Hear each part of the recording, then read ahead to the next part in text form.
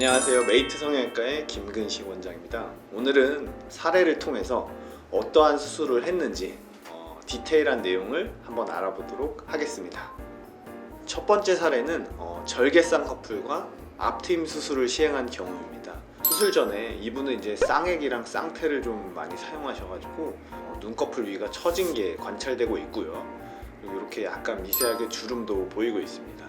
그리고 앞쪽을 보시면 이렇게 몽고주름이 있고 누우가 많이 가려져서 눈 길이가 조금 짧아 보이고 약간 답답한 느낌을 주고 있는데요. 이분 같은 경우에 절개를 시행한 이유는 첫 번째는 쌍액 쌍태를 좀 사용해서 피부가 좀 많이 처져 있었어요. 그래서 매몰법만으로는 원하는 높이의 쌍꺼풀을 만들기가 어려웠고요. 또 하나는 이제 피부가 약간 두껍고 좀 지방도 많고 쌍꺼풀이 잘 생기지 않는 경우였기 때문에 절개법을 시행한 케이스였습니다. 수술 후 사진을 보시면 어느 정도 높이도 좀 시원하고 부자연스럽지 않은 쌍꺼풀 모습을 확인하실 수 있고요. 앞쪽도 너무 과하게 트면 누우 노출도 많고 사나워 보일 수 있는데 양을 조절해서 시행을 해서 다음과 같은 결과를 얻었습니다. 절개를 할 때 중요한 거는 소세지가 되지 않게 하기 위해, 또 하나는 이제 함모 흉터가 너무 많이 남지 않게 하는 게 중요한데요. 소세지가 되지 않으려면은 덮인 피부를 충분히 제거해주고 쌍꺼풀은 어느 정도 좀 자연스럽게 만들어주면 원하는 눈매나 쌍꺼풀 라인의 모양을 얻을 수 있습니다. 절개법을 시행할 때 피부 아래 눈둘레 근육이라는 근육이 있거든요. 그거를 너무 과도하게 절제하지 않는 게 함모 흉터를 예방하는 데 굉장히 중요한 것이라고 말할 수 있습니다.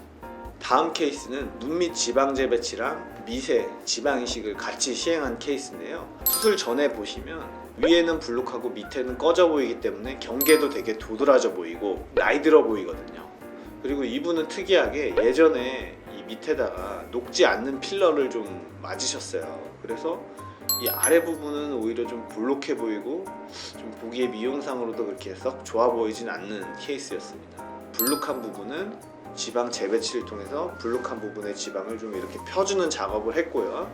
그 지방을 펴준 거를 상대적으로 여기 꺼져 있는 부분에 고정시켜주면은 불룩한 부분은 들어가고 그리고 꺼져 있는 부분은 나오기 때문에 평평해지게 됩니다. 그치만 이분은 이제 지방량이 아주 많은 케이스는 아닌 약간은 복잡한 케이스였기 때문에 이 눈 밑 고랑이라고 하는 이 꺼진 부위에 배나 허벅지에서 이분은 미세하게 지방을 추출해서 주사를 해준 경우였습니다. 또한 이 밑에는 녹지 않는 필러는 어느 정도 제거를 해주어서 이렇게 균형을 좀 매끄러워지게 만들어준 케이스였는데요. 이 필러를 제거할 때 주의할 거는 너무 표면에 있는 필러를 무리하게 제거하다 보면 오히려 더 굴곡이 생길 수 있기 때문에 깊은 층의 필러를 좀 안전하게 제거하는 게 중요하다고 할 수 있겠습니다. 녹지 않는 필러는 수술적으로만 꼭 제거해야 되기 때문에 좀 복잡한 면이 있거든요. 대신에 녹는 필러는 뭐 더 만약에 녹으면 더 추가할 수도 있고 마음에 들지 않으면 또 녹일 수 있는 장점이 있기 때문에 녹지 않는 필러보다는 녹는 필러를 사용하시는 것을 권해드립니다. 다음 케이스는 얼굴 지방 흡입 케이스인데요. 측면 사진에서 턱 아래에 이렇게 접히고 지방이 많이 축적되어 있는 모습을 보실 수 있습니다. 지방층에서 충분히 지방을 흡입해내는 게 가장 효과가 확실하거든요. 그래서 수술 후 한 달째 사진을 보시면 아직 붓기는 좀 남아있긴 하지만 이중턱, 지방이 축적된 게 많이 개선된 것을 확인하실 수 있고요. 턱 라인도 많이 살아난 것을 알 수 있습니다. 미세 흉터 같은 경우에는 뭐 한두 달 정도 지나면 눈에 잘 띄지 않기 때문에 크게 걱정하지 않으셔도 되겠습니다. 요즘에 보시면 이제 뭐 여러 가지 주사 시술도 많은데요. 물론 효과를 보는 분도 있긴 한데 그런 주사를 맞고도 크게 그렇게 개선이 없으셔서 내원을 많이 하시거든요. 간편한 그런 시술보다는 확실한 지방 흡입 수술이 좀 더 결과도 확실하고 변화도 크다고 저는 생각하고 있습니다. 다음 케이스는 이제 뒤트임 복원 케이스인데요. 예전에 뒤트임 수술을 받았는데 좀 디귿자처럼 너무 이렇게 벌어져 보인다, 좀 뒤트임한 느낌이 티가 많이 난다, 좀 인상이 날카로워 보이고 좀 과해 보인다, 이렇게 해서 내원을 하셨는데요. 뒤쪽에 정상적인 피부와 근육을 한 4mm 정도 이렇게 절개를 해서요, 앞쪽으로 이렇게 과하게 트여진 부분으로 이동시켜서 봉합을 합니다. 안쪽에 근육이랑 좀 깊은 조직을 같이 복원을 하고요. 바깥쪽에 위쪽에 피부도 흉터가 최소화되게 좀 성형외과적인 봉합법을 시행하고 있고요. 수술 후 이게 한 달 정도 지난 사진인데요. 수술 후 사진에서 보면은 약간의 뭐 흉터는 이제 요거는 좋아질 것으로 생각되고요. 수술 전과 비교했을 때 이렇게 점막이나 노출된 부분이 많이 좋아졌고 자연스러운 모습으로 바뀐 것을 확인할 수 있습니다. 환자도 그래서 만족을 많이 하셔서 이분 같은 경우에는 다음 주에 앞트임 복원도 시행을 하겠다고 그렇게 말씀하신 케이스였습니다.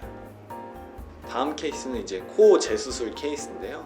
수술 전 사진을 보시면 예전에 수술을 하셨는데도 코가 짧고 작죠. 특히 측면에서 봤을 때 콧대도 낮지만 코끝이 약간 들려 있으면서 짧고 이 비순각이라고 하죠. 코와 입술의 각도도 좀 큰 편이고 수술 후 보시면은 콧대도 물론 높였지만 코끝을 좀 더 오똑하게 최대한 코끝에 포인트를 많이 주어서 신경을 많이 쓴 케이스였습니다.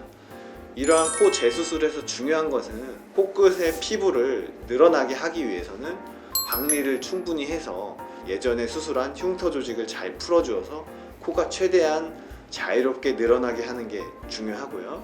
코끝의 기둥을 튼튼하게 하기 위해서는 코 안에 이제 비중격 연골이라고 연골을 일단 사용해서 기둥을 만들지만 거기에 필요하면은 늑연골, 좀 간편하고 대체로 나오는 그런 제품을 사용해서 코의 기둥을 튼튼하게 다시 떨어지거나 들리지 않게 세워주는 게 무엇보다 중요합니다. 그래서 이분 같은 경우에는 이전에 사용했던 연골을 재사용했고 비중격 연골과 기증늑연골을 사용해서 코끝의 기둥을 잘 세워준 케이스였습니다. 그래서 수술 후에 다음과 같이 코의 길이도 연장되고 코도 높아지고 코끝도 좀 더 화려하게 바꾼 케이스였습니다.